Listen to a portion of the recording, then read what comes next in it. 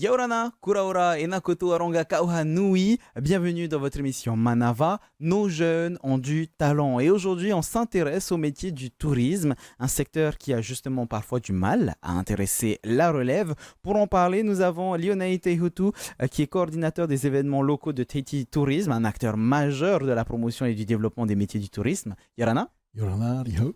Et de l'autre côté, nous avons une jeune fille, Kahaya Tuterihia, gérante de la pension de famille Ohavana de Takapoto dans l'archipel des Tuamotu. Yorana. Aujourd'hui, on parle de ce moteur économique, la vitrine de notre culture en allant de l'hôtellerie à la gestion de pensions, l'animation culturelle aussi. On parle des métiers du tourisme et de nos jeunes dans Manava, votre émission Infoservice.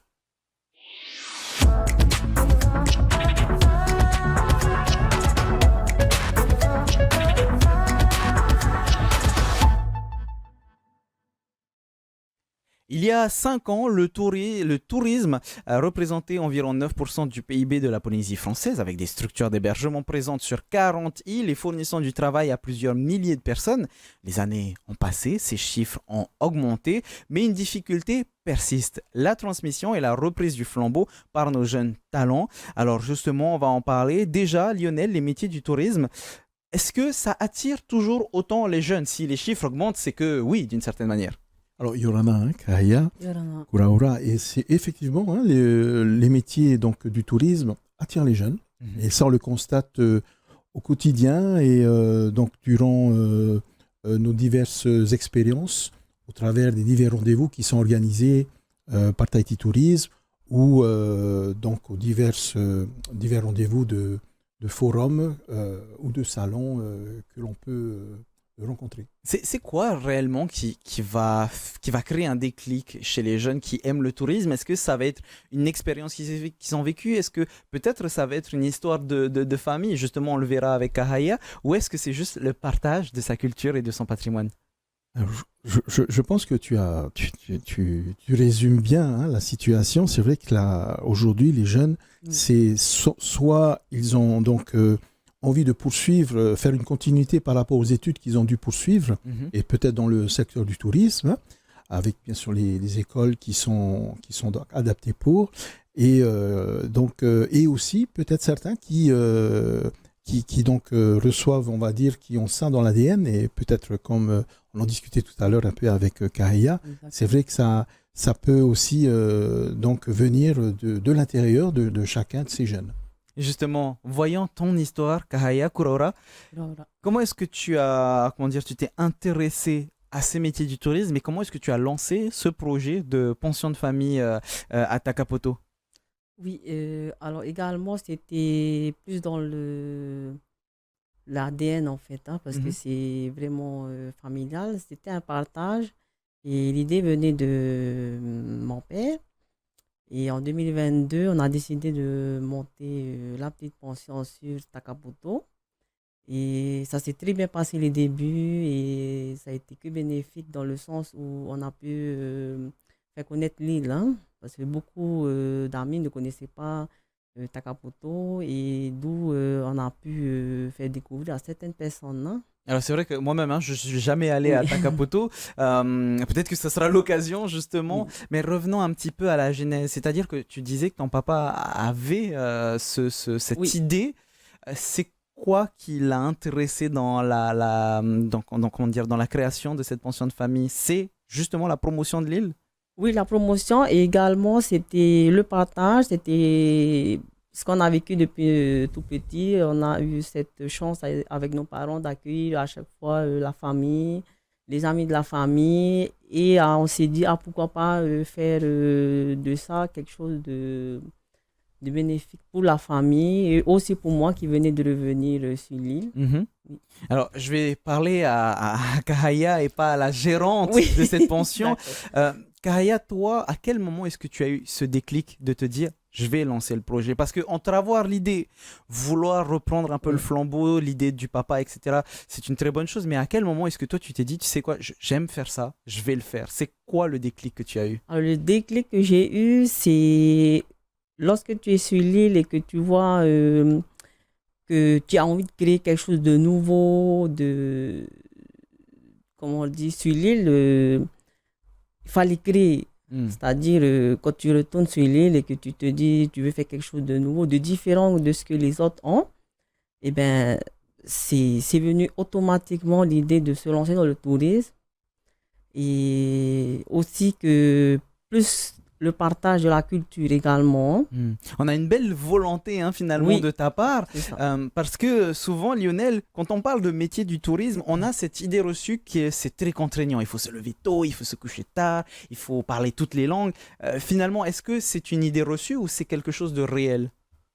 Bon, c'est sûr que c'est la réalité, mais c'est vrai qu'il y a des compensations quelque part une fois que bon, une fois on est bien organisé pour remplir ses missions. Mhm. Et donc c'est vrai que au-delà donc de le fait qu'on soit dans les îles, cela permet également le tourisme de pouvoir aussi maintenir, on va dire, les populations dans les îles.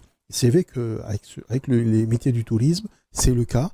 Donc c'est une bonne chose de pouvoir faire en sorte à motiver, à accompagner donc cette jeunesse qui est l'avenir on va dire pour le Fénois sur le plan donc des métiers du tourisme. Le métier du tourisme donc s'inscrit réellement dans cette vision et en faisant donc en participant à plusieurs émissions, comme celle-ci, mais par le passé il y a eu d'autres émissions sur lesquelles on avait donc mis en avant donc les métiers du tourisme en faisant intervenir des acteurs, etc.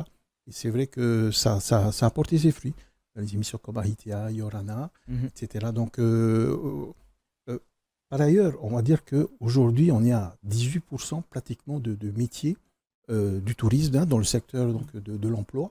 Donc, c'est important. Alors, tu en parlais, il y a eu une progression. On est à peu près à 13 000 emplois aujourd'hui, donc du moins depuis 2024, avec les statistiques, l'ISPF.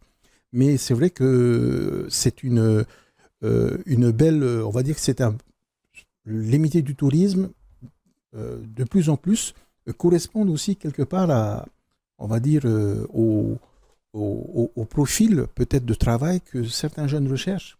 On en parlait tantôt avec les technologies également qui rentrent aussi dans ce domaine. On sait qu'aujourd'hui, tout se met en promotion grâce au smartphone. Oui, tout se numérise finalement. Tout se numérise. Donc voilà, donc il y a tous ces métiers également qui rentrent aussi dans le tourisme. On n'est pas plus uniquement sur simplement à la réception, soit être bagagiste, réception. Non, aujourd'hui, les métiers du tourisme englobent beaucoup d'autres débouchés et c'est ce qui fait la force peut-être à ce secteur du tourisme. Et justement, restons sur le jeunesse, numérique, bien sûr, dans la jeunesse. Restons sur ce numérique. Kahaya, de ton côté, je suppose que le numérique, ça a une place assez importante dans la promotion, etc. Vous êtes dans une île assez éloignée. Oui. S'il n'y avait pas les réseaux sociaux ou des sites internet, ça serait un peu plus compliqué de pouvoir attirer les personnes chez vous? Oui, c'est également ça. Parce que lorsqu'on a commencé à ouvrir la pension, on n'était pas connus. Et grâce à la technologie, au smartphone, on a pu se faire connaître. Tu dirais que c'est essentiel aujourd'hui de pouvoir partager tout ça sur les réseaux sociaux, sur Oui, les sites internet? C'est essentiel maintenant. Il y a d'autres C'est un difficultés avantage. au-delà de cette distance. Donc là, on vient de trouver que par rapport à la distance, il y a donc cette alternative d'utiliser les réseaux sociaux, etc. Il y a d'autres difficultés dont on ne se rend pas forcément compte quand on n'est pas dans le métier? Oui et non. C'est-à-dire? Alors, quand tu es dans les métiers, il faut quand même savoir et avoir un petit niveau quand même de connaissance pour démarrer dans le tourisme. Sachant que si tu ouvres et que tu n'es pas connu, donc le numérique et le smartphone est très important.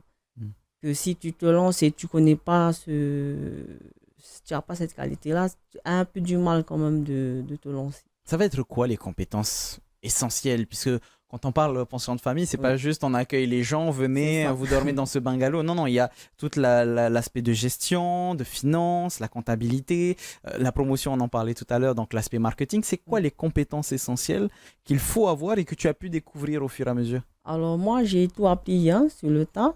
Et vraiment, la compétence qu'il faut avoir, c'est vraiment une passion. Parce que comme tu disais, il faut se lever tôt, il faut vraiment aimer. Et aussi, c'est la satisfaction que lorsque tu reçois un ami ou même un étranger que tu ne connais pas, qui repart, il est content. Et tu es content aussi.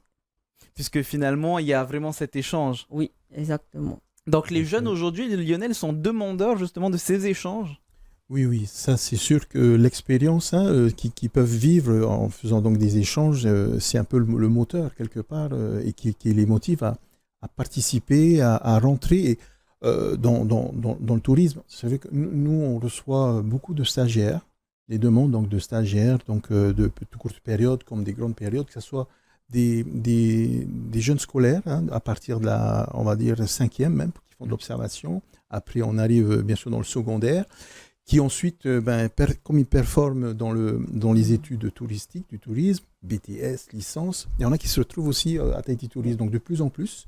Et donc c'est pour montrer que on en parlait donc des divers métiers. Alors tu parlais de marketing, voilà, il y a un secteur marketing. Il y a aussi, bien sûr, web. Donc la partie numérique, voilà, tout ça. Bien sûr, la partie financière, comme bien sûr pour une pension, il faut forcément gérer l'organisme. Et aussi la partie accueil, information et événementiel et la communication. Voilà. Donc, vraiment, c'est une façon un peu de dire que le tourisme est bien, on va dire, bien développé, bien ouvert. Et tous les jeunes peuvent s'y retrouver quelque part par peut-être une petite vocation, une passion dans les métiers du tourisme. D'ailleurs, on parlait des smartphones qui aujourd'hui, lors des divers rendez-vous qu'on a avec nos représentants à l'étranger, on a 14 représentations et c'est vrai que à chaque fois, donc, ils nous disent il faut communiquer avec le smartphone qui aujourd'hui c'est l'outil indispensable. Il y a des destinations qui ne travaillent, qui font leurs billets uniquement en utilisant le smartphone. Donc, il faut suivre cet élan et je crois que le pays, avec les différents salons qui sont organisés, on parlait des forums, comme la DG2E l'organise, ou des fois le tourisme, c'est vrai que c'est des bonnes choses pour permettre aux jeunes qui sortent d'école de pouvoir se projeter. Après, il y a aussi d'autres formations, comme ceux qui ont un peu des difficultés, d'être encore mieux accompagnés. Je sais qu'il y a le CFPA qui a lancé aussi des filières liées au tourisme, sans oublier, bien sûr, nos chefs qui sortent du lycée hôtelier et qui sont à chaque fois, qui nous ramènent des médailles. Donc finalement, peu importe le domaine, les jeunes sont toujours accompagnés. Là, tu viens de nous parler du lycée hôtelier, de l'accueil, du numérique, de la comptabilité. Les jeunes sont toujours accompagnés. Alors, on peut toujours faire mieux, bien sûr, comme à chaque fois, mais est-ce qu'il y a un domaine dans lequel on excelle? J'ai fait mes petites recherches, est-ce que ce ne serait pas l'authenticité de nos îles? Oui, donc ça c'est vrai que c'est l'authenticité. Et ça on l'apprend dès qu'on est tout jeune. On est dans un environnement qui est différent d'autres pays. Et c'est vrai que l'authenticité, c'est vivre simple. Tout à l'heure, on voyait... on va voir en fin d'émission, effectivement. On a pu voir donc une ancienne étudiante qu'on a pu croiser là, qui aussi a parlé donc du tourisme durable. Donc, dans le tourisme durable, aujourd'hui, c'est une volonté d'aller dans ce sens. L'authenticité y est avec la culture, bien sûr l'environnement, ça c'est indéniable, et bien sûr avec une gestion intelligente au niveau des énergies. Sans doute que aussi dans les îles comme à Takapoto, utiliser forcément l'énergie solaire et d'autres types d'énergie, mais vraiment, ce tout-là est vraiment l'avenir du tourisme. Et on peut dire qu'il y a encore des débouchés qui se développent et qui ne cessent de se développer. Si on reste sur cette authenticité dont on parlait plus tôt, Kahaya, tu as déjà rencontré des gens qui cherchaient justement cette authenticité. Pareil, encore une fois, dans les métiers du tourisme, on a tendance à se dire, tiens, tourisme, c'est hôtel, c'est luxueux, etc. Alors que des personnes viennent te contacter pour avoir l'authenticité du lieu. Exactement. Alors, ceux qui me contactent pour venir chez moi, ils aiment l'authenticité, la simplicité et aussi comment le vrai Pomotou, c'est-à-dire les personnes des îles vivent. Donc, ils ne recherchent pas forcément le 4 étoiles. Donc, ils savent un peu où ils vont. Ils savent très bien un peu le fonctionnement de chaque pension dans les îles. Et aussi, pour un ami qu'on avait reçu, qui était canadien. Ils recherchaient vraiment la chaleur parce que chez eux, il fait très froid. Alors, ils fuient le froid et ils aiment ça, venir dans les îles. Justement, parlons des activités pour mettre en valeur cette belle île qu'est Takapoto. Ça va être quoi les activités quand les touristes viennent te voir? Ça va être quoi les activités qu'ils vont pouvoir faire? Des activités assez roots, à savoir assez proches des personnes qui y habitent, ou est-ce que ça va être des activités bien spécifiques? Alors, tu as plusieurs personnes qui sont très différentes. Tu as qui recherchent plus le repos, le calme, et tu as des gens qui recherchent vraiment des activités. Ils veulent bouger, ils veulent visiter l'île, ils veulent aller pêcher. Ça dépend en fait. C'est très varié selon les personnes qui viennent. Là, on parle d'activité par rapport à tout ce qui peut attirer donc, le public. Quand on veut attirer les jeunes dans les métiers du tourisme, il faut avoir l'amour de sa culture et de son patrimoine pour justement le partager au travers de ces activités. Oui, oui. Et là, on peut remercier toutes les structures qui sont adaptées pour développer la culture, du conservatoire, en passant par les Tefareto Tinui, avec le festival des danses, que ça soit sur Tahiti, mais aussi dans les îles. Il y en a aussi qui se mobilisent, toutes ces grandes associations organisatrices d'événements, avec qui des fois on échange forcément avec Tahiti Tourisme et qu'on essaie de soutenir en général. Et c'est vrai que c'est notre force. C'est la force qui, on va dire, qui mène un peu vers le mana aussi, quelque part. Ça, c'est indéniable et ça nous permet, ça permet à notre Polynésie de nous démarquer, on va dire, des autres destinations. Il faut venir à Tahiti pour vivre. Pour ceux qui viennent danser, pour les concours de danse, voilà, ils viennent ici. On va dire que c'est le lieu indéniable, c'est l'authentique. C'est vraiment la danse authentique. Là, on parle de la danse, mais l'artisanat qui joue une grande part. Et donc, c'est vrai que pour nous, en tous les cas, la culture fait partie donc des expériences à vivre. Alors, on organise souvent des terrés avec des thématiques différentes et à chaque fois, donc, on prend, du moins dans les gros terrés, le terré Fati, classique du mois de janvier, on prend avec nous des jeunes de BTS qui veulent participer et ils sont au moins une bonne douzaine et on les prend et voilà, à la fin de la journée, ils sont conquis. En une journée, ils ont vu, le matin, c'est forcément l'utilisation du smartphone pour checker les billets. Ensuite, on part vers une destination pour le déjeuner, pour des démonstrations. On découvre des cascades. À chaque fois, donc, il y a on va dire en une journée, tout le monde est émerveillé, même nous.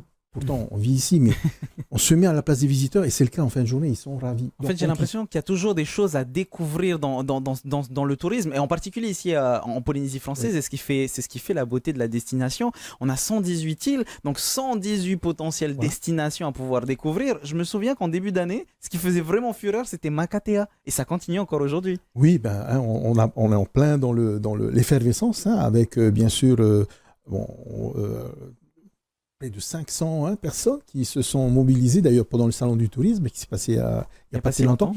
Mais et c'est vrai qu'on a sans doute oublié aussi peut-être parler de l'hébergement flottant. Là, on était plus sur les îles, sur la terre ferme, mais on a aussi les hébergements flottants qui sont importants. On a des navires paquebots, on va dire des petits paquebots qui, quelque part, qui sillonnent la Polynésie, qui embauchent qui recrutent des Polynésiens. Et voilà, en fait, il y a ce besoin d'avoir des Polynésiens dans ces structures hôtelières pour que l'authenticité se voit, on va dire les échanges, la simplicité. Et c'est ce que recherche aussi bien sûr, la clientèle touristique lorsqu'elle vient ici. Et qui dit bonne expérience, bonne émotion, et ça va donner envie de revenir. Voilà. C'est mieux que peut-être on va dire la publicité sur smartphone, parce que quand ils en parlent à leurs amis, ils donnent tous les détails. Et c'est ça aussi qui fait de notre destination une destination où les gens aiment bien revenir ou viennent parce qu'ils ont entendu parler aussi de la destination. Justement, on avait parlé, toi et moi, hors émission, de cette destination qui est Makatea. Je sais qu'il y a des membres de mon équipe qui aimeraient vraiment partir du côté de Makatea. Est-ce que dans cette idée, Kahaya, tu t'estimes un petit peu ambassadrice de ton île pour pouvoir en faire la promotion de par ta jeunesse, de par les nouvelles idées que tu peux créer ou de par même les activités qu'il y a autour de ta pension?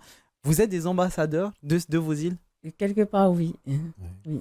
Comment est-ce que vous faites justement pour pouvoir garder, de correspondre à cette responsabilité, parce que ça, il y a une forme de responsabilité quand même, tout en gardant cette authenticité vis-à-vis des îles que vous représentez. Oui, c'est sûr que pour rester dedans, il faut être fort, hein, et il y a beaucoup de contraintes aussi. Mais il faut vraiment aimer et vraiment, c'est-à-dire ambassadeur, c'est-à-dire aussi, il faut vraiment faire connaître ton île. Donc, il faut que tu aies aussi un savoir et que tu aimes ta culture, que tu puisses vraiment un peu élargir ce qu'il n'y a pas peut-être chez d'autres îles et que tu peux avoir chez toi. Comment est-ce que tu fais justement, enfin, comment est-ce que tu vois le futur de ton île vis-à-vis du projet donc, que vous avez avec votre pension de famille? Est-ce que tu le vois resplendir sans forcément toucher à l'authenticité de l'île? Alors, c'est vrai que pour vraiment élargir, c'est d'abord, si tu veux, vraiment, c'est de développer déjà un deuxième vol. Sachant que nous avons un vol, ça peut être compliqué, ça peut être contraire aussi pour certains clients qui veulent venir. Déjà, ça, c'est quelque chose à faire et on est en train de se battre sur ça aussi. Et avec ça, peut-être que ça peut vraiment être un plus. C'est-à-dire peut-être que la personne, oui, il a envie de venir et tu vois, il peut venir pour 2, 3 jours, et ce qui fait que d'autres vont suivre. Et aussi, sachant que sur l'île, parce que nous sommes une île vraiment unique, parce que nous avons la chance où la naque, elle pousse comme ça dans le lagon, ce qui fait que beaucoup des autres îles viennent, des autres femmes, enfin, c'est un peu hors du sujet du tourisme, mais c'est quelque chose de grand, quoi. Ah si, bah oui, puisque Ouais. finalement, ça peut attirer des gens, Oui. ça peut attirer des personnes qui vont vouloir Oui. découvrir justement C'est cette ça. nature authentique. Les jeunes sont un potentiel pour notre tourisme. Ils sont l'innovation, l'énergie, la force, le respect qu'il manque parfois justement dans le domaine. Donc ils sont là pour pouvoir le redynamiser et offrir des expériences uniques pour les visiteurs. Pour finir l'émission, on a eu la chance d'avoir Rayana Tamari, ancienne étudiante en BTS Tourisme, qui travaille dans une entreprise de la place. Elle nous offre son vécu en images. Yorana Kaohanui, je m'appelle Rayana, je suis une ancienne étudiante du BTS Tourisme et aujourd'hui je suis assistante de direction à l'agence de voyage Nani Travels. Moi, le tourisme, c'est une histoire de famille, je dirais. Quand j'étais petite, mon papa, il allait souvent aux expositions artisanales pour les paquebots et il m'y emmenait. Et en fait, là-bas, j'allais cueillir des fleurs et avec les enfants des autres artisans, on allait accueillir les gens qui venaient en paquebot et on leur disait bienvenue et on leur donnait des fleurs. Et je pense que c'est un peu comme ça que ça a commencé mon intérêt pour le tourisme. Et donc après le bac, j'ai décidé de m'orienter en BTS Tourisme. La compétence que je pense être importante dans ce domaine, c'est de pouvoir parler plusieurs langues. Je dis pas que moi je parle plusieurs langues et que je suis bilingue, mais je pense que c'est un atout dans ce domaine parce que on reçoit des personnes du monde entier et le fait de pouvoir parler leur langue, ça montre aussi qu'on a de l'intérêt pour eux et qu'on veut les accueillir dans de bonnes conditions. Pour ma part, j'ai eu l'occasion de partir à l'étranger justement pendant ma formation de BTS Tourisme où je suis partie 2 mois en Laponie pour effectuer un stage et ça permet en fait d'avoir une certaine ouverture sur le monde, de pouvoir développer des compétences linguistiques, notamment l'anglais, et surtout de revenir avec un bagage plus solide et de nouvelles façons de faire dans le tourisme.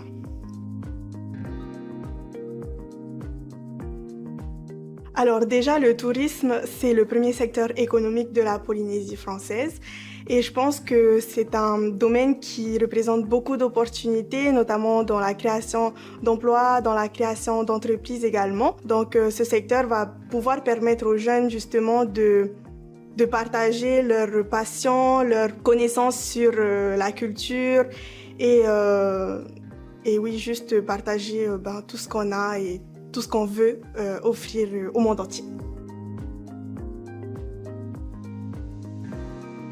Alors, je dirais le tourisme durable, c'est-à-dire un tourisme qui profite à la fois à notre population, à notre économie et à notre environnement. C'est par exemple de pouvoir mettre en avant nos produits locaux, notre culture aussi, la danse, mais aussi notre artisanat.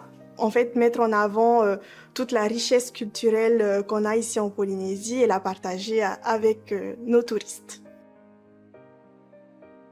Pour terminer l'émission, on vous donne 2 références bien précises en commençant par le site internet de tahititourisme.pf, les meilleures expériences, les meilleurs séjours dans les îles, les meilleures immersions dans les îles. C'est sur votre site Tahiti Tourisme. Peut-être qu'avec ce site et notre émission, pourquoi pas, vous allez avoir envie de voyager à Makatea ou même à Takapoto.